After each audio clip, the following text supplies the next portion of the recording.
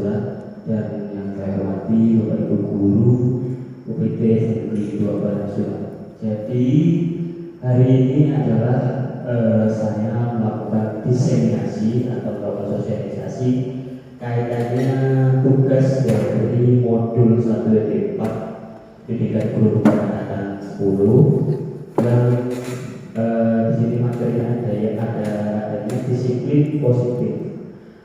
Sebelum saya menyampaikan materi, saya bertanya kepada Bapak Ibu, apa yang Bapak Ibu yang ketahui terkait disiplin positif itu seperti apa?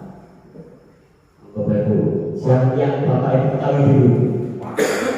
Disiplin positif itu apa? Waktu. Ya, terus apa lagi Bapak Ibu? Sebelum kita melangkah ke materi yang disiplin positif, yang Bapak Ibu ketahui dulu, disiplin positif itu yang seperti apa dan apa? Peraturan. Nah, di peraturan seragam sekolah, terus Bu lainnya bisa sih? Ya, tapi terus bisa sih?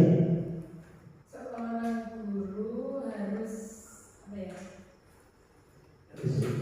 Mengikuti apa yang seorang murid harus mengikuti apa yang guru lakukan. Seorang murid harus mengikuti seorang guru yang dilakukan. Misalnya guru itu contohnya. Oke. Di sini terima kasih Bapak Ibu, jawabannya itu tidak ada yang salah, betul semua. Tapi akan saya ulas lagi disiplin positif dari apa yang saya dapat di pendidikan guru penggerak. Disiplin positif itu kita di kebudayaan. Budaya positif itu di sekolah, nilai-nilai dan kebiasaan di sekolah yang berpihak pada peserta didik agar mereka dapat berkembang menjadi pribadi yang kritis dengan penuh hormat dan bertanggung jawab. Itu budaya positif. Jadi peserta didik kita itu diberikan kebiasaan-kebiasaan yang positif agar mereka itu berkembang menjadi pribadi yang kritis, penuh hormat dan bertanggung jawab. Jadi itu budaya positif. Budaya positif adalah kita nilai-nilai dan kebiasaan. Jadi kita harus menerapkan nilai-nilai atau kebiasaan peserta didik yang berpihak pada peserta didik agar mereka atau peserta didik itu dapat berkembang menjadi berpikir pribadi yang kritis, penuh hormat dan mempunyai rasa yang bertanggung jawab. Itu ada budaya positif. Nah, sebelum kita melangkah selanjutnya, saya tidak dua orang berburu untuk menuju ke depan. Ini ada kegiatan tematik. Ini akan sebelum kita melangkah menjauh dengan budaya positif atau disiplin positif, mungkin saya ingin meminta siapa yang akan masuk depan? Dua orang saja. Ya, oke. Awas nabrak Bu. Di situ ya Bu. Berhadapan. Nah ini Bapak Ibu. Di sini ada kegiatan romantik. Jadi ini adalah kegiatan untuk membuka kepalan tangan. Nanti saling bergantian ya Bapak Ibu. Misalnya dari Bu Sasi mengepalkan tangan. Nah, anggaplah di kepalan tangan Bu Sasi itu ada sesuatu yang begitu berharga, yang begitu penting.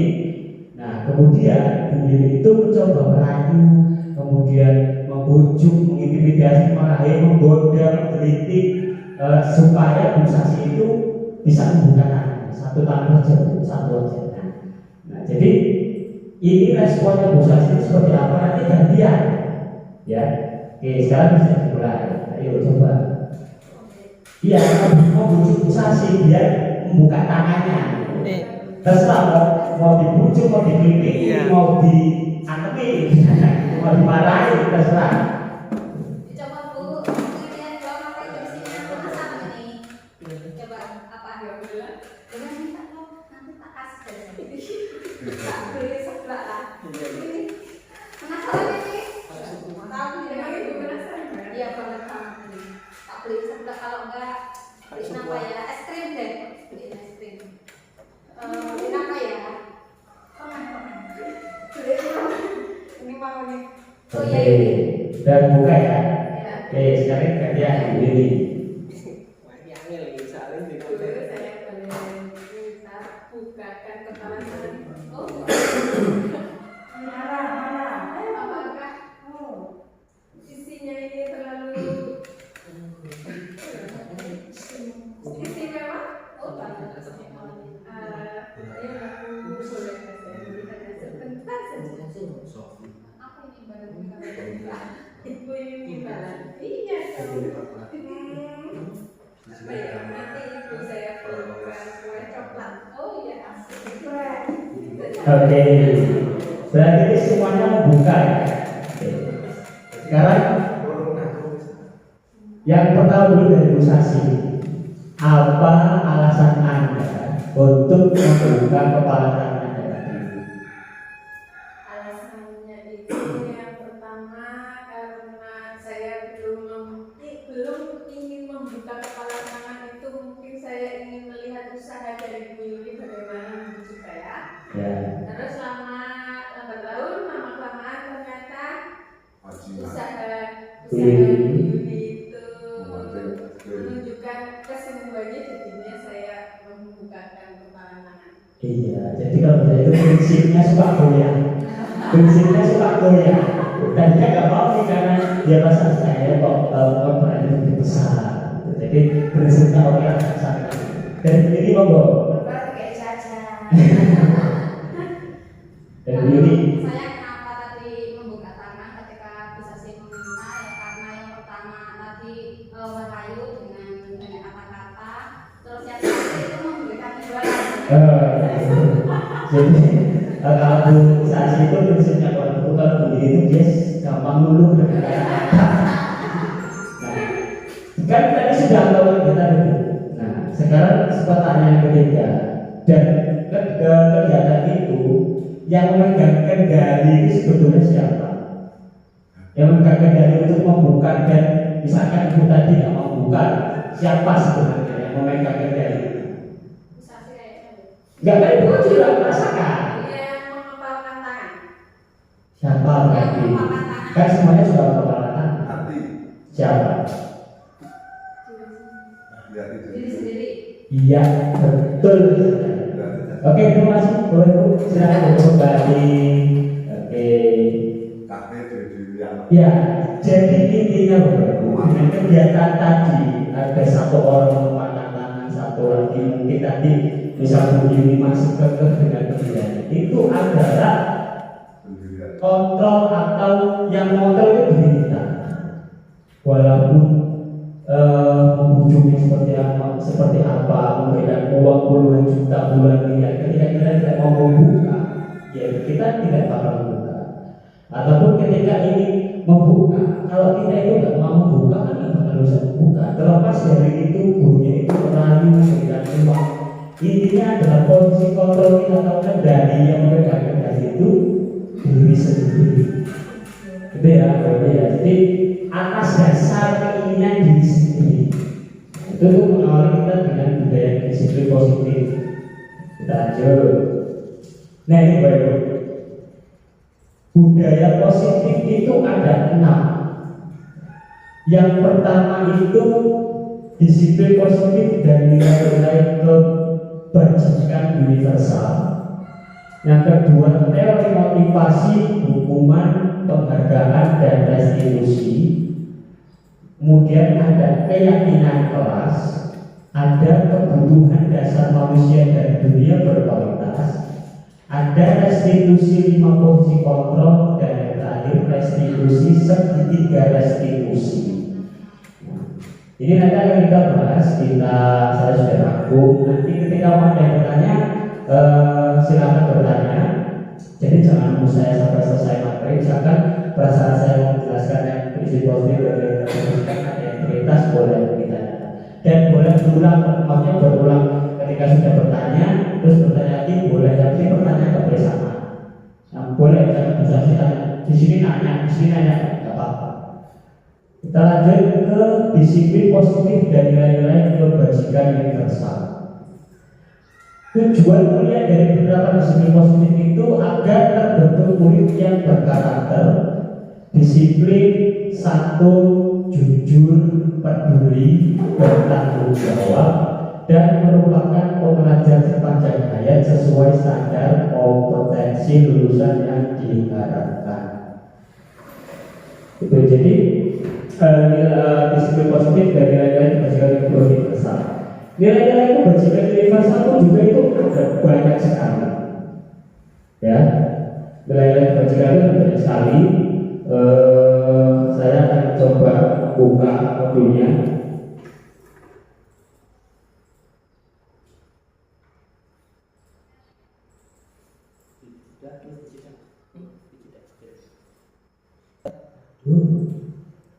Baik. Yang kaitannya dengan nilai-nilai kebajikan itu ada. Jadi yang pertama itu yang bisa kita dengar itu profil pelajar Pancasila. Di situ ada beriman dan bertakwa kepada Tuhan Yang Maha Esa, dan ada toleransi, rasa hormat, ada 9 pilar kedamaian kesatuan dan petunjuk sumber hidup, ada petunjuk hidup, ada desain Virtus Project. Ini adalah nilai-nilai kebajikan. Jadi yang sering kita dengar itu nilai-nilai kebajikan dari profil pelajar Pancasila itu.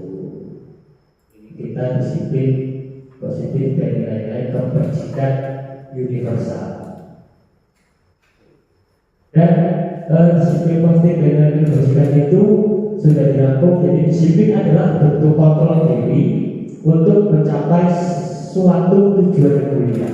Dan tujuan yang mulia itu adalah prinsip-prinsip yang dianut seseorang yang dikenal dengan nama kebijakan universal. Nilai-nilai kebijakan universal di sekolah terangkum dalam profil pelajar Pancasila. Tapi yang sudah saya kasih tahu itu kebijakan bukan kebijakan, kebajikan. Kebajikan itu adalah profil Pancasila. Ada tadi beberapa contoh-contoh yang sudah kita lihat. Dan yang selanjutnya adalah teori motivasi, hukuman dan kegagalan dari restitusi. Makanya kemarin kenapa sebetulnya itu ranking sekarang sudah tidak boleh lagi, karena ada istilah penghargaan adalah hukuman bagi kita. Itu seperti itu. Jadi untuk menghindari ketidaknyamanan atau hukuman, untuk mendapatkan imbalan atau penghargaan dari orang lain, dan untuk menjadi orang yang mereka inginkan dan menghargai diri sendiri dengan nilai yang mereka percaya. Ini adalah teori motivasi. Kemudian hukuman dan penghargaan. Hukuman atau konsekuensi adalah tindakan terhadap suatu pelanggaran. Ini ada contohnya. Ada 2 kasus. Kasus yang pertama, salah satu murid itu terlambat masuk sekolah, terlambat masuk kelas, diberi dia suruh lari lapangan. Kasus yang kedua, seseorang terlambat masuk kelas di jam pelajaran PJOK, dia suruh lari juga. Mana yang hukuman, mana yang konsekuensi? Yang pertama itu siswa terlambat masuk kelas, kemudian dia suruh lari lapangan karena terlambat. Kasus kedua, siswa juga terlambat masuk kelas pada jam pelajaran PJOK, dia suruh lari lapangan juga. Mana yang hukuman, mana yang konsekuensi? Monggo Ibu. Yang hukuman yang mana? Yang selamat itu suruh lari pertama, kalau Ya. yang PJOK yang kedua itu Itu hukuman atau konsekuensi? Yang konsekuensi yang mana? Yang ya. Ya, kenapa? Kan itu kan padahal sama, lari juga kan? Ya. Kalau yang awal itu dikatakan hukuman tidak jam untuk kegiatan olahraga. Ya. Untuk ujian bahwa dia besok sudah tidak mengulangi lagi. Ya. Terus yang olahraga konsekuensi? Konsekuensi karena ada apa meningkat itu sama kayak yang tadi itu frekuensi, karena itu memang pembelajaran olahraga waktu itu materinya seperti itu, jam berlari. Oke, ada yang berpendapat lain? Monggo. Yang kasus pertama menurut saya itu konsekuensi. Ya. Yang kasus kedua hukuman. Ya. Kenapa kasus pertama konsekuensi? Karena anak itu terlambat, jadi konsekuensinya ya harus keliling lapangan. Ya. Sedangkan yang kedua, kenapa itu hukuman? Karena anak itu datang terlambat pada saat jam PJOK. Ya, oke, lagi. Ya, jadi ada pendapat yang berbeda. Jadi yang kasus yang pertama itu betul ya, Bu Ari, itu hukuman. Karena dia melanggar peraturan sekolah. Dia kan terlambat masuk ke kelas. Karena dia melanggar peraturan sekolah. Kenapa kok yang kedua itu bukan hukuman tapi konsekuensi? Karena itu kan ada PJOK-nya. Kan kalau PJOK kan memang berlari itu kan dalam satu materi ada. Nanti ketika istilahnya dia kan tidak bahasanya nggak tahu PJOK itu jam berapa, kan terlambat masuk ke kelas. Nah, misalkan dia sudah masuk kalau yang kasus pertama terlambat masuk ke kelas itu dia memang terlambat datang ke sekolah. Tapi yang kedua karena ada PJOK-nya, makanya itu termasuk karena dia konsekuensi telah masuk jam pelajaran PJOK, dia akan suruh berlari. Dan itu bukan hukuman kalau di PJOK, kecuali kalau guru kelas. Karena PJOK itu kan ya hal yang wajar, ketika suruh berlari, suruh misalkan juggling bola selama 10 menit, karena itu termasuk dalam mata pelajaran PJOK. Makanya itu harus membedakan antara konsekuensi dan hukuman. Makanya seperti dibilang orang terlambat kok sampai misalnya dulu suruh seperti ini. Nah itu kan sebetulnya ada korelasinya. Misalkan kalau terlambat, besok kalau terlambat mungkin hanya suruh lapor, setelah itu kita masuk ke kelas. Jadi untuk merubah mindset ke guru ketika siswa itu punya kesalahan, jadi itu membedakan. Itu contoh sih antara hukuman dan konsekuensinya. Karena kalau kita sebagai guru agama misalkan atau guru kelas, ketika terlambat masuk kelas suruh lari kan ya nggak ada korelasinya dengan larinya itu gitu maksudnya. Tapi kalau guru PJOK yang menyuruh itu bukan hukuman, itu konsekuensi. Karena lari itu ya masih ada dalam materi PJOK itu. Kalau agama, ya misalkan terlambat itu Al-Quran, nah itu konsekuensi itu maksudnya. Iya, misalkan guru kelas terlambat, dia suruh berliterasi, membaca buku 1 halaman misalkan, itu masih ada konsekuensinya. Tapi kalau terlambat terus istilahnya ngomong suruh cuci piring, suruh itu suruh di depan kelas gitu. Ya, contoh seperti itu jadi di situasi itu merubah semua itu. Mulai ini ya, misalnya antara hukuman dan konsekuensi ya. Ya.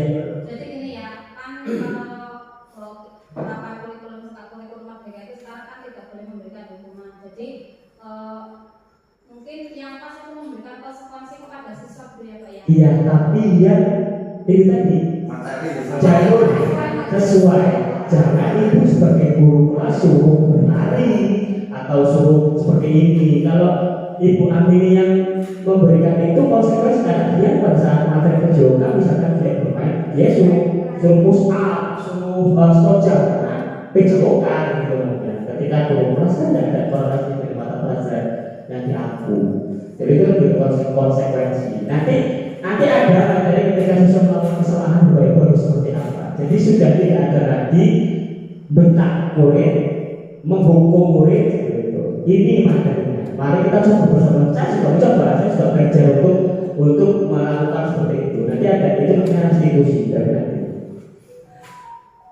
Kemudian ini restitusi adalah proses menciptakan kondisi bagi murid untuk memperbaiki kesalahannya sehingga bisa kembali pada kelompoknya dengan karakter yang lebih kuat. Proses kolaboratif yang mengajarkan murid mencari solusi untuk masalah mereka. Ini pengertian dari restitusi. Jadi dua arah kalau restitusi itu antara guru dan siswa. Kemudian ini keyakinan kelas. Nah, ini keyakinan kelas mungkin kita sudah sering dengar. Keyakinan kelas. Keyakinan kelas itu nilai-nilai kebajikan universal yang disepakati secara tersirat dan tersurat tanpa memandang negara, ras, suku, dan agama. Dan seseorang akan lebih tergerak untuk melakukan sesuatu berdasarkan keyakinannya dibandingkan hanya sekedar mengikuti peraturan tertentu. Makanya sekarang tidak ada peraturan kelas atau sekarang lebih ke keyakinan kelas. Apa bedanya keyakinan kelas dan kesepakatan kelas? Makni keyakinan kelas yaitu apa? Kesepakatan kelas yaitu apa? Itu beda ternyata antara kesepakatan kelas dan keyakinan kelas. Beda menurut yang ibu ketahui dulu deh, keyakinan kelas itu apa? Contohnya seperti apa? Kesepakatan itu seperti apa? Kalau keyakinan kelas itu contohnya seperti apa namanya, membuat peraturan kelas mungkin Pak. Bukan peraturan unik, berbeda. Mungkin pahami keyakinan kelas dan kesepakatan kelas itu. Kalau kesepakatan itu lebih kayak kontrak belajar. Iya. Kontrak kerja gitu kan. Kalau keyakinan itu bisa jadi misal hari ini rajin, maksudnya rajin hari ini aku bisa ini. Iya. Seperti itu kan ya. Iya. Ya, betul Pak, betul Pak. Jadi kesepakatan kelas itu bedanya dengan keyakinan kelas itu. Kalau kesepakatan itu tadi berkontrak, kesepakatan kelas misalkan nih, saya tadi kalau sosialisasi saya seharusnya itu kesepakatan kegiatan ini aku bayar dulu, misalnya angkat tangan ada mau buat, kemudian angkat tangan ketika ingin mengajukan pertanyaan, kemudian mengikuti kegiatan dengan sangat aktif, kemudian kalau di kelas belajar dengan tertib, kemudian ketika ingin keluar kelas harap izin ke guru, itu kesepakatan kelas. Kalau keyakinan kelas itu kalimatnya lebih sedikit, jadi enggak panjang. Keyakinan kelas itu saling menghargai, saling menghormati, disiplin. Jadi lebih ke kata-kata yang membedakan antara kesepakatan dan keyakinan. Dan keyakinan itu bukan hanya bisa diterapkan di kelas, dia saling menghargai dia semuanya, maupun teman sekelasnya, orang lain, guru. Itu yang membedakan kesepakatan dan keyakinan kelas. Pada saat pembelajaran saya ngomong gini Pak, dulu ketika lokal itu kan sempat membahas ini ya, antara keyakinan dan kesepakatan itu. Kesepakatan sekarang itu sudah keyakinan, kesepakatan sudah apa namanya tidak digunakan. Kalau sebenarnya waktu lokal nggak tahu itu kesepakatan, hanya yang berbeda itu kesepakatan itu kalimatnya panjang. Misalkan kita tadi belajar dengan tertib, belajar dengan sungguh-sungguh, tidak harus izin guru ketika ingin masuk kelas, itu kesepakatan belajar. Tapi kalau keyakinan kelas saling menghormati, saling menghargai. Ya, nanti ada contoh-contohnya keyakinan kelas. Atau mau buka itu takutnya coba saya cek keyakinan kelas dulu. Keyakinan kelas itu ada contoh-contohnya.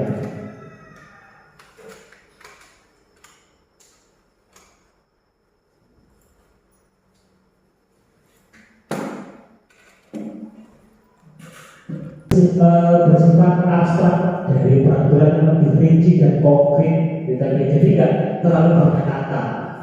Kemudian keyakinan kelas harus senantiasa dibuat dalam bentuk positif. Nah, kata-katanya positif kalau keyakinan itu.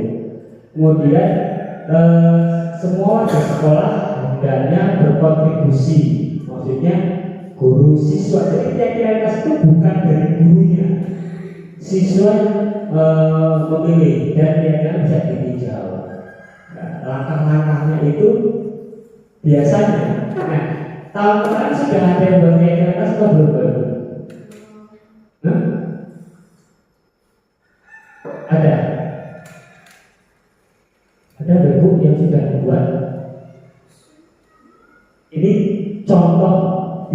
bahkan ketika pelajaran depan.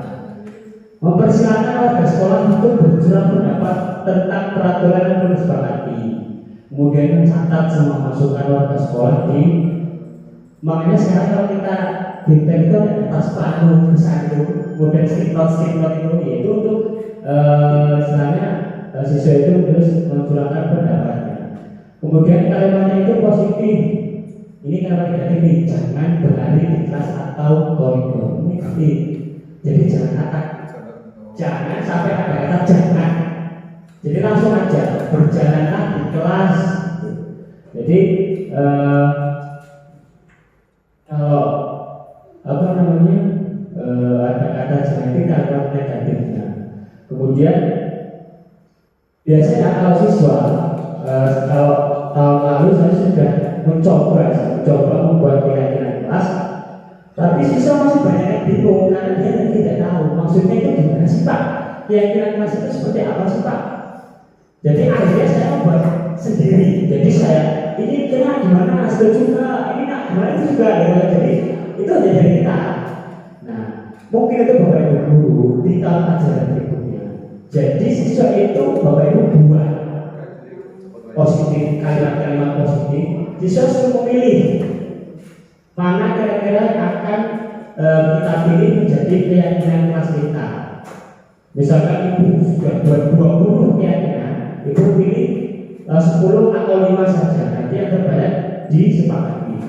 Karena kan siswa tidak tahu suruh kalimat ini kalau positif, nah pasti siswa juga bingung kalimat positif itu seperti apa sih Pak. Jadi sebelum kita siswa itu menulis kita sudah memetakan keyakinan kelas yang akan kita berikan pilihan ke siswa. Nanti ketika sudah disepakati itu kan atas dasar hasil dari pilihan dari siswanya.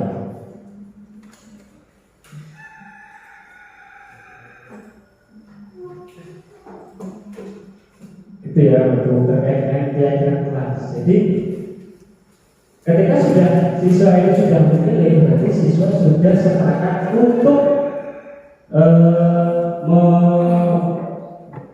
menyepakati dengan keyakinan kelas. Nah, kenapa keyakinan kelas ini harus dibuat? Karena itu menyangkut ketika siswa melakukan kesalahan, Bapak Ibu. Ketika siswa melakukan kesalahan, Bapak Ibu bisa menggunakan restitusi. Nanti ketika siswa melakukan kesalahan, keyakinan kelas mana yang mereka lakukan, Ibu bisa menanyakan kesalahan tersebut dengan restitusi itu. Pembentukan keyakinan kelas itu bersifat abstrak, berupa pernyataan universal, pernyataan positif telah tidak terlalu banyak, mudah diingat, berupa sesuatu yang berdasarkan dan berdasarkan pendapat warga kelas atau sekolah. Itu berkaitan dengan keyakinan kelas. Ini contohnya ini, setiap siswa perlu belajar, setiap siswa perlu saling menghargai, setiap siswa perlu merasa aman. Kita bisa positifnya dia lebih baik orang lain berkomitmen senantiasa membantu. Ini contoh, ada contoh saja. Nah, jadi kalau yang kesepakatan kelas, ketika keluar harus izin dulu, angkat tangan sebelum berpendapat atau bertanya. Nah, ini kebutuhan dasar manusia dan dunia berkualitas. Nah, kebutuhan dasar manusia Bapak Ibu ada 5: penguasaan, kebebasan, kesenangan, kasih sayang, rasa berani. Ini adalah kebutuhan dasar manusia yang harus dimiliki. Ketika ada salah satu kebutuhan dasar yang tidak ia dapat, apa yang mereka dapat, efeknya apa? Misalnya salah satu aja, ada yang tidak bisa dia dapat kebutuhan dasar. Contoh kebutuhan kesenangan. Orang kalau tidak pernah merasa senang, apa namanya? Stres, gampang marah, lesu, kasih sayang, Wong mereka nggak pernah merasa kasih sayang. Ya, contohnya itu ada ya, dia nggak istilahnya dari lingkungan keluarga itu nggak pernah ya dapat rasa sayang dari ibunya atau dari orang tuanya. Pasti yang bandel seperti itu. Kemudian kebebasan, dia tidak pernah merasakan kebebasan, tidak disuruh memilih, tidak berpendapat, dia tertekan ya. Makanya inilah kebutuhan dasar dari manusia. Jadi harus semuanya harus diterima, atau maksudnya kita harus memenuhi ini. Kemudian dunia berkualitas, tempat khusus dalam pikiran kita, tempat menyimpan gambaran, representasi yang kita inginkan, orang, benda, tempat, hal nilai, dan standar masyarakat. Ini tujuan dasar manusia dan dunia berkualitas. Jadi apa berhubungannya dengan sisi positif atau budaya positif itu? Ya siswa tadi itu, ketika siswa itu tidak mendapatkan ini, kan pasti kan beda-beda. Ketika siswa itu kok gampang marah, pasti ada salah kebutuhan dasar manusia yang dia dapat. Ketika dia misalnya nggak punya rasa ingin belajar, pasti ada salah kebutuhan dasar manusia yang tidak dia dapatkan. Anak didik kita itu perlu memiliki gambaran dunia yang berkualitas, dan kita sebagai guru tentu ingin memasukkan nilai-nilai yang bermakna dan kebajikan hakiki ke dalam dunia berkualitas mereka. Bila guru dapat membangun interaksi yang memberdayakan dan memerdekakan murid, maka murid akan meletakkan dirinya sendiri sebagai individu yang positif dalam dunia berkualitas karena mereka menghargai nilai kebajikan. Jadi kebutuhan dasar manusia itu dan dunia berkualitas itu ketika kita terapkan di sekolah. Makanya pada saat modul pertama itu kaitannya dengan pembelajaran dengan berpihak pada murid itu, saya itu awalnya itu masih bingung bagaimana cara untuk agar seperti gaji di mana yang guru itu harus melakukan pendekatan kepada murid. Saya sudah pernah mengutarakan pada saat sikon itu berdasarkan pengalaman dari Pak Hamid dulu. Pak Hamid itu selalu menuruti mahasiswa karena ada bahasa itu yaitu berpihak pada murid. Selalu menuruti mahasiswa ketika belum mau istirahat Pak, oke. Ketika jam minum pulang, oke. Karena menuruti itu awal dari guru mereka ya Mas Hamid ya. Apa hasilnya? Aku sendiri ya. Anak-anak bekerja.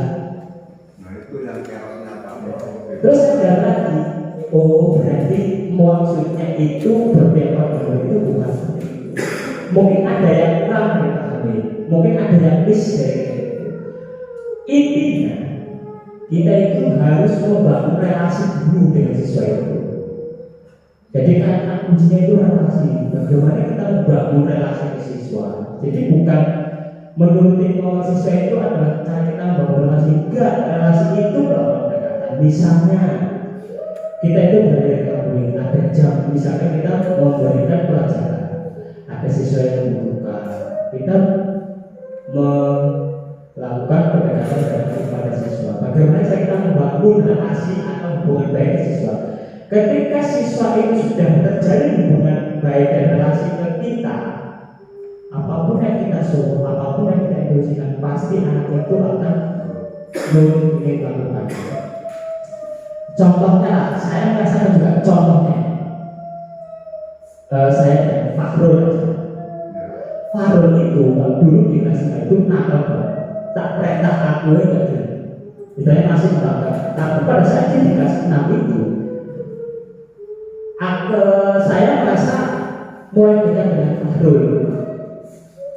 Ketika Fahrul itu saya suruh mau dia berbeda dengan kelas 5, dan saya tidak menyadari bahwa kedekatan saya karena mungkin saya sering bermain volley dengan Fahrul, kemudian selalu berinteraksi dengan Fahrul, apapun Fahrul. Jadi itu jadi tanpa sadar jadi relasi baik dengan Fahrul itu.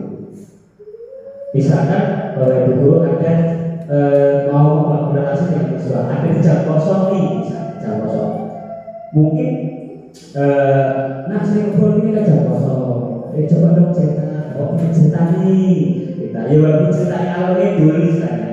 Nanti itu membangun kedekatan ke siswa. Misalkan baru berangkat ditanya kabar gimana, kabarnya benar ini sudah makan belum, kenapa kok belum makan, makanya apa.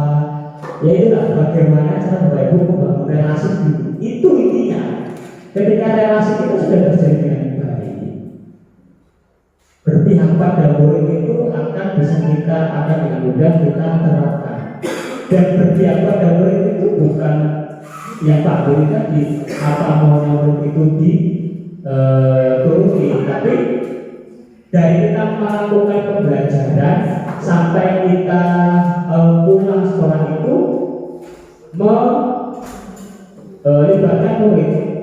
Saya berbilang Bu, jadi ada bagian ini dari kita mulai merancang pembelajaran itu harus bertanya murid sebelum kita besok mau belajar apa, kita mau belajar misalnya matematika itu kayak mana, maunya kalian itu belajar matematikanya seperti apa, itu maunya belajar dewata itu seperti itu.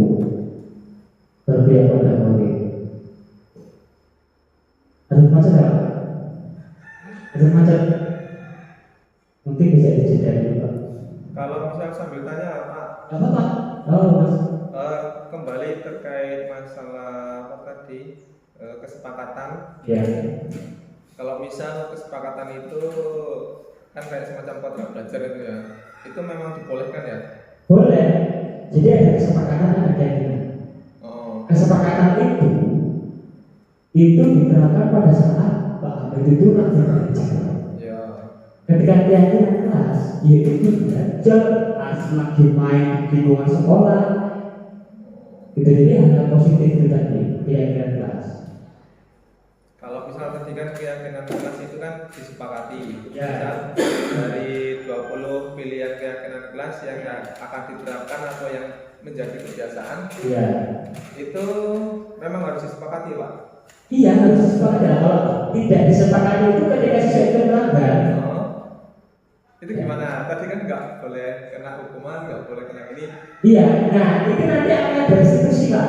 Caranya untuk agar ketika melanggar keyakinan itu kita untuk agar siswa itu tahu sebenarnya kita dengan restitusi. Nanti Pak sabar. Oke? Iya, kita tidak boleh hukum, memang. Tapi kita bisa melakukan untuk siswa biar tahu kesalahannya dan melakukan bagian itu dengan langkah-langkah restitusi, segitiga restitusi. Nanti akan sampai di situ. Ini masih di awal. Oke. Nah, inilah mungkin pertanyaan ini ada untuk Bapak Ibu. Kaitannya dengan kebutuhan dasar manusia dengan kebutuhan dasar. Siapa orang yang paling penting dalam hidup Anda? Berapa orang ini? Terserah. Siapa orang yang paling penting dalam hidup Anda? Berarti Bapak akan punya keluarga ya? Iya. Nilai kebajikan apa yang terpenting dalam hidup Anda? Kebajikan itu tadi banyak sekali. Kehormatan, tanggung jawab, kemudian pengetahuan, kemudian problem baca Pancasila. Apa nilai kebajikan? Yang terpenting dalam hidup Anda itu apa? Nilai kebajikan. Karena saking banyaknya itu sudah bisa dijelaskan. Nilai kebajikan apa, Ibu? Kita mau ngasih tahu tadi. Itu apa memberi Kejujuran. Kejujuran, wah itu sangat penting sekali sih. Tapi Ibu sudah yakin bahwa kejujuran itu dalam rate-nya 100% itu sudah jujur berapa kali itu? Gak apa-apa. Kalau kejujuran ini kejujuran, tanggung jawab atau kehormatan, kita harus misalnya istilahnya saya harus menghormati, ketika saya tidak menghormati ya tidak akan dihormati oleh orang. Sifat ideal seperti apa yang Anda inginkan? Sifat ideal yang Anda itu bukan murid Anda, Bapak Ibu semuanya. Sifat ideal menurut Bapak Ibu penyabar, peduli, yang membantu semua orang. Kan itu kan termasuk sifat. Kemudian pemarah, tegas, seperti itu ya. Kemudian apa pencapaian yang sangat Anda banggakan nih? Ya, mungkin yang baru dulu, yang baru baru dapat pencapaian, apa boleh? Yang pencapaian yang sangat Anda banggakan nih dari cepat, dari lahir sampai sekarang. Salah satunya yaitu pencapaian yang saya dapatkan adalah saya Nah, banggakan itu bangga sekali dapat itu. tahun ini saya lulus P3. Alhamdulillah. Terus Lalu kemudian pencapaian yang selanjutnya adalah menikah.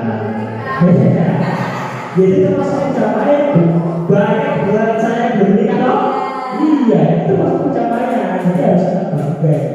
Dapat anak gitu kan. Iya. Jadi si malu terima. Iya, Pak Samsul Pak pencapaian si Pak Samsul itu bangga sekali. Guna keberhasilan. Tetap ya materi ya, tidak terima kasih. Iya, itu butuh pengorbanan ya. Iya. Oke, Bu Ani apa Bu? Pencapaian ibu yang membanggakan. Bu Ani, Bu, pencapaian selama hidup, pencapaian yang ibu banggakan selama ini. Ya, alhamdulillah bisa menjadi PNS. Ya. Anak-anak walaupun belum sukses semua sudah bisa sekolah. Ya, udah S1 semua gitu bisa. belum. Ya, ya nggak apa-apa. Iya, ya nggak apa-apa Bu. Kan itu langsung kebanggaan. Oke, bisa sih. Mbak, kebanggaan ini. Saya bangga sekali dapat ini. Kalau masuk ke dua penghasilan, iya, loh, sisa yang masuk sini sekarang. Ya, orang-orang tertentu aja yang bisa masuk sini sekarang. Makanya bisa kan P3K di UPTS 2012. Ya, hanya itu Bu. Selama ini mungkin banyak ya, tapi lupa-lupa. Enggak begini, pencapaian Anda yang Anda itu bangga sekali. Maka yang pertama di tahun 2002 saya diangkat PKK di SDN di Negeri Pancasila. Ya. Kemudian yang kedua di tahun 2024 alhamdulillah suami saya wisuda. Iya, saya baru batin. Saya itu baru batin. Alhamdulillah saya bisa mau wisudahkan suami saya ini. Oh tidak. Itu bukan Pak. Iya, istilahnya menghantarkan, menemani suami sampai ke sarjana. Bu Ali, Bang saya di 2004 jadi pengelola TK Ya. dan hari ini mendapatkan ini lah, bisa masuk ke OPT Iya. Pancasila, Iya. mendapatkan pergaulan yang luar biasa Pak. iya. Saya tidak tahu tentang IT sekarang sudah mulai sedikit. Iya, betul. Pokoknya banyak sekali kemampuan pelajaran yang luar biasa. Ya, masya Allah, alhamdulillah ya. Ya, memang saya sudah merasa sebenarnya bahwa dunia kita. Jadi mungkin karena belum muncul. Nanti akan ada bakat-bakat terpendam yang muncul dari Bu Leni, dari Pak Samsul ini, Pak ini bisa sendiri dan lain-lain. Pak Hamid yang ternyata buat saya itu sangat terpendam sekali. Belum muncul dari sekarang. Tetapi apa pencapaian yang Anda paling banggakan? Sebenarnya sangat banyak yang saya banggakan, terutama ketika saya punya keinginan itu Alhamdulillah. itu saya bangga. Contohnya apa? Contohnya anak saya laki-laki semua. Iya. Oh jadi emang mempunyai anak saya pengen laki-laki belum mau perempuan Pak. Ini masih kayaknya masih yang laki-laki. Saya itu kaget dengan ibu itu kata istrinya pamit laki-laki. Oh benar Pak? Alhamdulillah.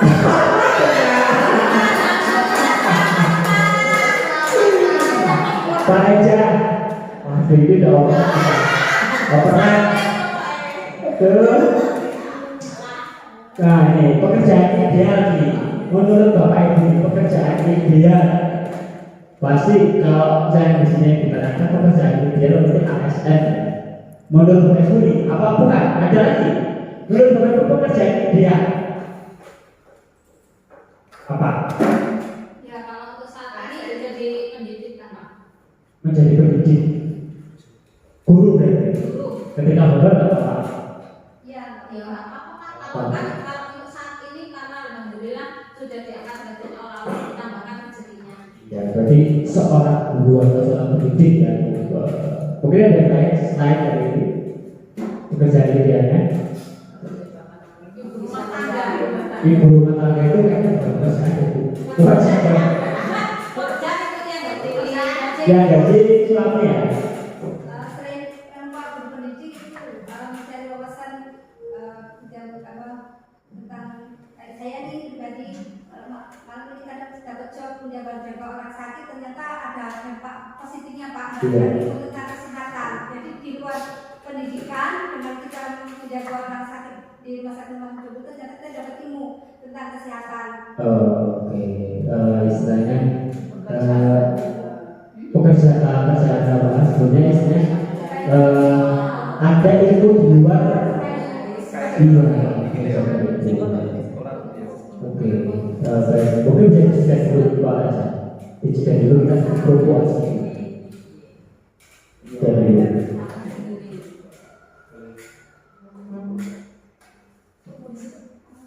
videonya tidak bisa.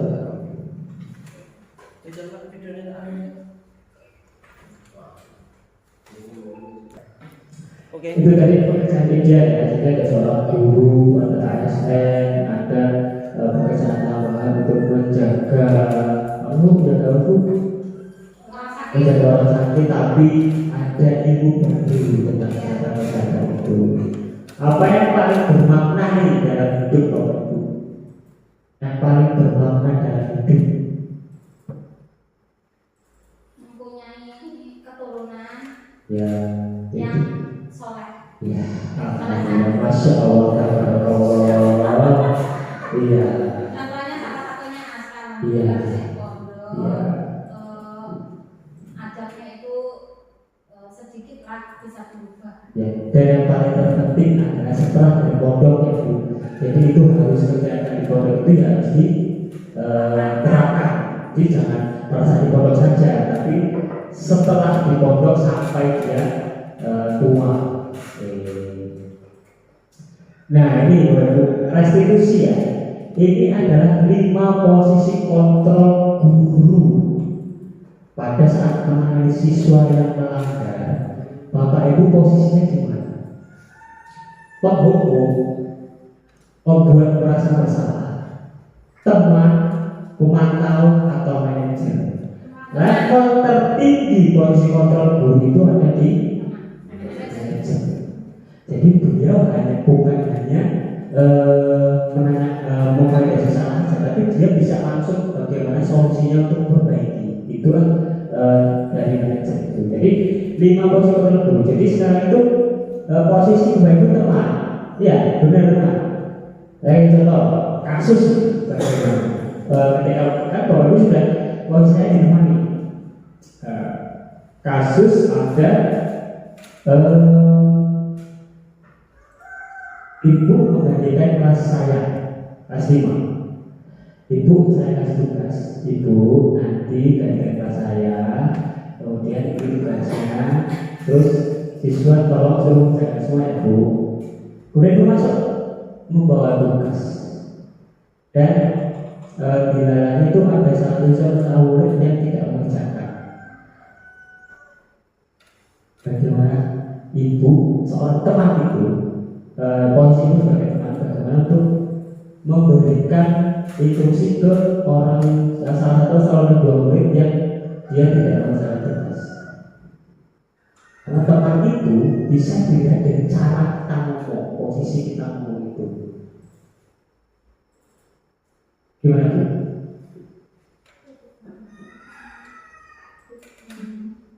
Mungkin saya menambahkan ya Pak. Iya. Mungkin dengan cara kita merangkul anak tersebut, kita bertanya apa ada kendala apa di diri dia yang membuat dia tidak mengerjakan PR. Misalkan ada masalah keluarga ataupun hal-hal yang misalkan tidak bisa mengerjakan PR tersebut, ada ya kita cari tahu kendalanya tersebut dengan cara merangkul anak tersebut. Iya. Jadi kalau teman itu bahasanya halus ke siswa. Kemudian ada yang menghukum. Jadi di kasus itu ada orang, ada salah satu kejadian di sekolah yang menerapkan sepatu harus sama. Ada ini setelah ketika siswa itu datang sudah terlambat, sudah tidak pakai sepatu hitam. Sifat penghukumnya dari guru itu langsung kenapa kamu terlambat? Udah terlambat, nggak pakai sepatu hitam lagi. Padahal saya maaf Pak, terlambat ini. Kemudian sepatu saya itu basah, makanya sepatu saya itu putih. Sifat dari porsi kontrol penghukum itu tidak tahu kamu terlambat, kamu harus tanya. Itu sifat hukum. Ketika membuat merasa bersalah, beda lagi tujuannya. Guru itu akan menanyakan sampai dengan bahwa siswa itu tahu bahwa dia itu salah. Teman beda lagi harus menyampaikan. Pemantau, itu tadi. Jadi guru itu harus memantau bahwa siswa ini, itu tadi dia sudah melihat dari jauh bahwa siswa ini seperti itu kurang rajin atau tidak tugas. Nah, manajer itu adalah level paling tinggi porsi kontrol dari guru itu. Lanjut. Nah, ini penghukum nih, ciri-ciri posisi kontrol dari penghukum. Menggunakan hukuman fisik atau verbal. Hasilnya murid akan marah, dendam, diam, tapi tidak merasa nyaman. Itu kalau penghukum. Ya, mereka akan melakukan, tapi dalam dirinya jadi dia marah, kesum, atau biasanya sampai dendam itu bakalan sampai dia terus kuliah mungkin akan teringatnya itu teringat negatifnya, bukan teringat positifnya. Pokoknya itu terbuang itu. Beda dengan ketika kita setelah lulus atau misalkan kita sore ingatnya itu ya Allah itu dulu kalau saya melakukan kesalahan itu boleh ngomong ini harus ekor gitu. Itu penghukum. Kalau membuat merasa bersalah, jadi menggunakan suara yang lembut, suasananya hening, anak merasa tidak nyaman dan rendah diri karena merasa. Jadi kita buat siswa itu jadi merefleksikan diri sendiri, ya Allah, gara-gara saya ibu ini dimarah. Misalkan contoh kayak tadi, saya memberikan tugas ke Bu Yuni untuk mengisi jam saya. Ketika Bu Yuni itu posisinya membuat merasa bersalah itu, ayolah nak kerjakan. Kalau kamu nggak kerjakan, saya dengan ibu kepala sekolah karena saya sudah diamanati untuk memberikan. Jadi kan siswa itu, ketika siswa itu kita berikan itu, jadi dia akan merasa bersalah dengan tindakan yang apa yang dia lakukan. Jadi dia akan rendah diri karena merasa bersalah. Jadi ada kalimat-kalimat yang bagaimana seorang teman, bagaimana posisi kontrol itu merasa bersalah, bagaimana pemantau, kalimat-kalimat. Hasilnya murid merasa tertekan karena kesalahannya bisa menyakiti dirinya dan orang lain.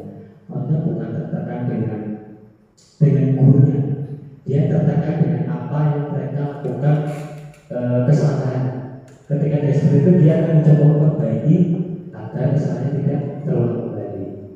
Jadi posisi kontrol itu boleh dilakukan dua, bisa dengan merasa bersalah dulu setelah itu kita penyampaian sebagai teman, bisa dia merasa bersalah dulu kemudian sebagai belajar, bisa juga. Selanjutnya adalah teman. Bahasanya digunakan tidak menyakiti murid tetapi tetap berusaha mengontrol murid secara persuasif.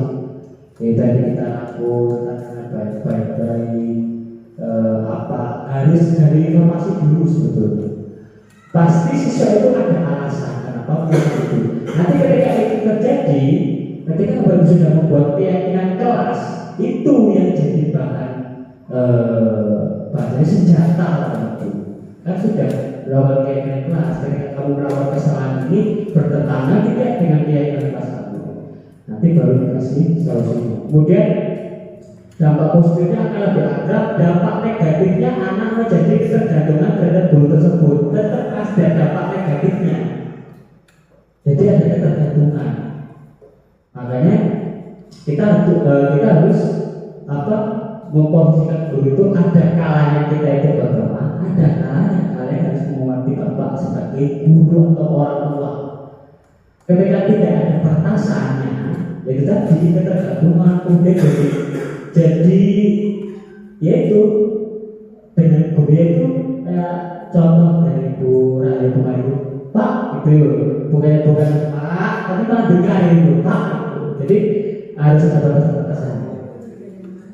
Jadi memantau, bersifat memantau atau mengawasi dengan menggunakan sanksi atau konsekuensi. Selanjutnya hasilnya murid memahami konsekuensi yang harus dijalankan tetapi dibuat tidak nyaman. Guru harus mengawasi hingga selesai. Tuh, jadi inilah sifat psikolog dari pemantau. Jadi guru itu memantau aktivitas ketika siswa itu melaksanakan, misalnya suruh mengerjakan, suruh menulis, ya guru harus pantau sampai selesai. Kumpulnya kapan, dengan siapa, itu posisi pemantau. Yang manajer, ini level tertinggi dari psikolog guru. Guru berbuat sesuatu bersama murid, mempersilahkan dia bertanggung jawab dan mencari solusi atas kesalahan. Jadi bukan sebagai manajer itu sampai dengan solusinya, tapi solusi itu keluar dari siswa. Hasilnya sangat positif, para murid tidak merasa tertekan dan menyadari kesalahannya serta bagaimana harus bertindak selanjutnya. Lanjut, nah ini sedikit dari diskusi tadi yang dikatakan Pak Abu. Bagaimana caranya kita kan tidak boleh menghukum yang berhukum.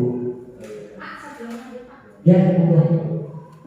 Iya, sebenarnya itu jadi seorang guru yang disenangi murid itu senang sekali ya saya. Apalagi ketika anak kelas 6 itu sudah lulus, ketika di jalan itu ketemu gurunya yang nyapa itu jarang sekali Pak. Yang banyak sekali itu ketika ketemu dengan gurunya seolah-olah itu nggak kenal Pak. Apa tanya gua apa gimana? Naik motor? Gini Pak. Jadi seolah-olah kok kita nggak berjasa banget buat dia gitu loh Pak. Ya sebenarnya kita nggak harus seperti itu Pak.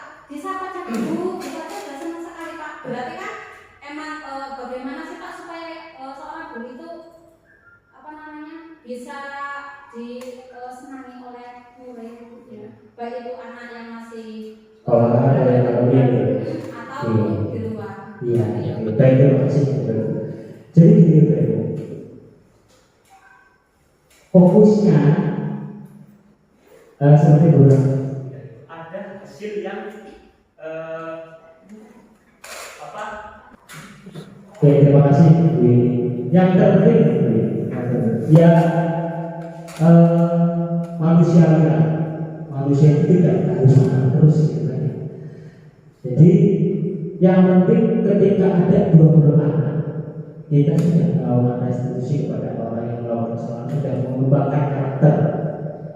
Ketika memang itu yang seperti itu ada salah satu, ada salah dua, yang penting ada yang terjadi perubahan. Kita tidak harus tidak mewajibkan untuk mereka untuk menerimanya nanti. Dia akan tadi dulu benar ya Bu, ini ya saya melakukan ini salah loh. Kemudian saya itu harus menghormati bahwa itu. Yang terpenting kita tetap dalam posisi seorang guru mendidik atau dari karakter itu. Ketika yang dia sudah seperti itu mungkin dari lingkungan. Makanya jangan selalu menyalahkan guru, karena siswa itu ada di sekolah, di rumah. Mungkin porsi yang terbesar itu di lingkungan. Yang penting kita sebagai guru sudah melaksanakan kewajiban atau sudah melakukan tugas sesuai dengan apa ya yang harus kita lakukan. Jadi misalnya kita ada murid yang kita sudah berikan motivasi, sudah diberikan apapun yang ibu lakukan, tapi ada yang masih belum berubah, itu akan diperubahnya mungkin belum sekarang, mungkin nanti dia akan berubah. Tapi kan juga ada hasilnya juga selain itu, ya apa itu jadi kita kalau dari dua itu kodrat manusia itu adalah ada putus-putus yang tidak terlihat. Tugas kita hanya menyambungkan dan menebakkan. Sudah ketika manusia itu istilahnya belum tebal atau belum tersambung, nanti dia akan akan ada jenjang-jenjang berikutnya, ada SMP, ada SMA. Jadi yang terpenting kita yang sudah melakukan yang terbaik. Kita ambil positifnya seperti itu. Jadi kita jangan merasa gagal. Kita jangan merasa gagal ya. Kita jangan itu kalau lulus sudah berasa jadi guru gagal. Jadi ketika 20 guru 2, ada 3, berarti kan kita sudah berhasil. Tinggal seseorang itu yang menangkap itu seperti apa, itu kan berbeda-beda. Gitu. Nah sekarang kita ke segitiga restitusi. Cuma Oh iya, monggo. kalau dia kan tadi ya anaknya nggak aneh ya. Kalau misalkan kita yang misalkan kita ketemu terus dia lihat terus kita gantian yang nggak nanya apa itu salah apa gimana Pak, itu kan memang sifat manusiawi ya. Iya. Kalau orang Jawa itu orang dia nggak tanya kita sebenarnya tanya berjendas gitu. Ya itu di luar ya. Ya kalau di luar, kalau saya pribadi ya sangat seperti itu. Saya nggak bakal nanya. Yang tua siapa? Gitu. Tapi ini maksudnya di sekolah. Kita akan dulu jangan seperti itu. Ketika siswa datang, ada yang misalnya nyolong gitu, nah sini salib dulu gitu. Itu kan pembelajaran di sekolah. Tapi kalau di rumah sudah beda lagi. Misalnya kita tekankan dulu di sekolah. Di sekolah itu kita seperti apa? Dan lalu, oke. Jadi intinya di lingkup sekolah itu semua kita lakukan pendidikan, baik karakter, akademik dan segitiga restitusi. Yang pertama itu adalah menstabilkan identitas. Ketika siswa itu melakukan kesalahan, seorang jadi kata-kata yang keluar ketika kita akan melakukan restitusi kepada seorang peserta didik yang melakukan kesalahan ini, misalkan ada orang yang terlambat atau tidak mengerjakan tugas, kata-kata guru untuk menstabilkan identitas itu, nah semua orang pasti punya kesalahan. Kamu tahu nggak kesalahan kamu hari ini? Itu kalimat menstabilkan identitas. Ketika saya tahu apa, kamu nggak bisa tugas, aku terlambat Pak. Itu kalimat untuk menstabilkan identitas. Karena terlambat, kamu bukan satu-satunya loh yang pernah melakukan ini. Siswa yang juga banyak. Itu. Setelah menstabilkan identitas, baru validasi kebutuhan atau validasi kesalahan. Kata-katanya ini, ketika sudah menjalankan terlambat, aku nggak mengerjakan tugas Pak. Kamu tentu punya alasan. Kenapa kamu mau melakukan itu? Kenapa kamu terlambat? Kenapa kamu tidak mengerjakan tugas? Nah, jadi dibuat se-enjoy semuanya. Kita tidak menekan, kita hanya berbicara sebetulnya. Cuma itu sangat di modul ini segitiga restitusi yang harus kita lakukan ketika siswa melakukan pelanggaran atau tidak menaati aturan. Jadi kemudian kamu pasti punya alasan melakukan itu. Kenapa? Saya tidak kesiangan Pak. Saya tidak membawa buku Pak. Makanya saya bisa ikut baru tak. Jadi kalau kamu bangun kesiangan, jangan malam-malam. Kemudian ketika yang tidak mengerjakan tugas, kamu tidak, saya tidak membawa buku Pak. Nah, dulu Bapak itu juga pernah sekolah tidak membawa buku. Apa yang melakukan Bapak mengganti ke buku lain, besok dipindah ke buku yang seharusnya. Jadi ya dua arah komunikasinya kalau kita itu. Jadi kamu nggak kerja tugas, kamu ke sana. Tapi kalau satu arah hanya gurunya. Tapi kalau segitiga itu ngobrol untuk menemukan suatu solusi atas pelanggaran yang peserta itu lakukan dan tidak untuk mengulangi kembali. Dan saya keyakinan terlambat dari pengerjaan tugas itu ada nggak di keyakinan kelas Bapak Ibu dan Ibu? Ada pertanyaannya. Ketika kamu terlambat, ketika kamu tidak mengerjakan tugas, itu melanggar keyakinan kelas kita enggak? Jangan melanggar Pak. Apa coba keyakinan kelas kita yang melanggar? Misalkan terlambat datang ke waktu atau ketika tidak mengerjakan tugas, keyakinan kelasnya bertanggung jawab dan melanggar. Itu baru ketika ini sudah terjalin, baru baru dengan solusinya. Keyakinan kelas yang melanggar bertanggung jawab Pak.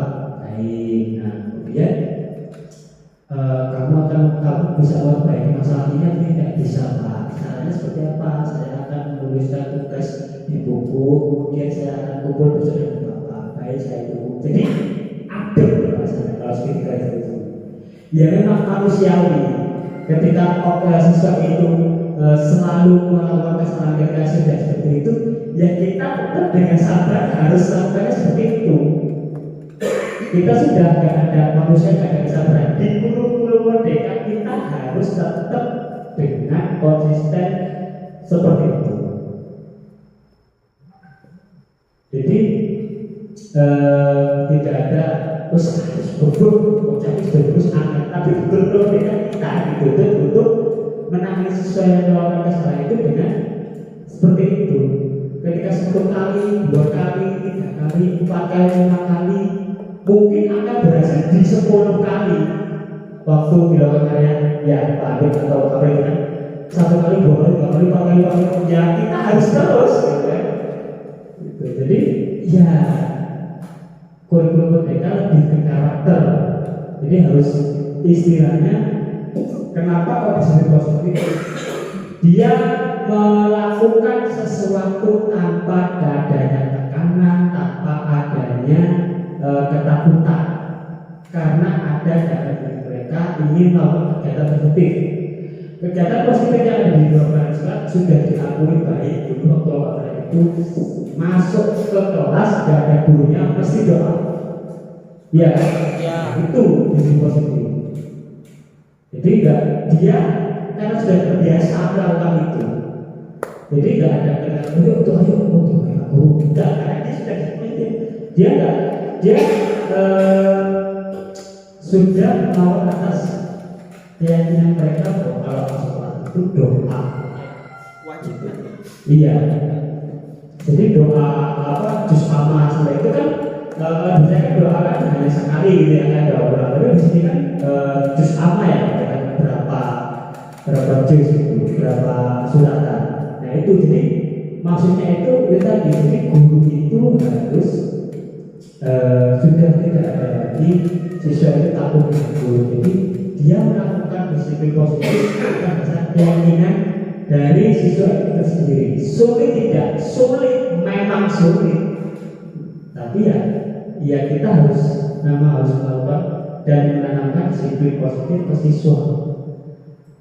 Caranya itu tadi kita beri pertama, kami dulu pernah bilang didenda itu katanya masih kurang pas ya kami begitu. Ya nanti memang awalnya karena takut, nanti akan terbiasa, tapi dendanya itu yang tidak pas gitu, karena ada alternatif lain tanpa itu.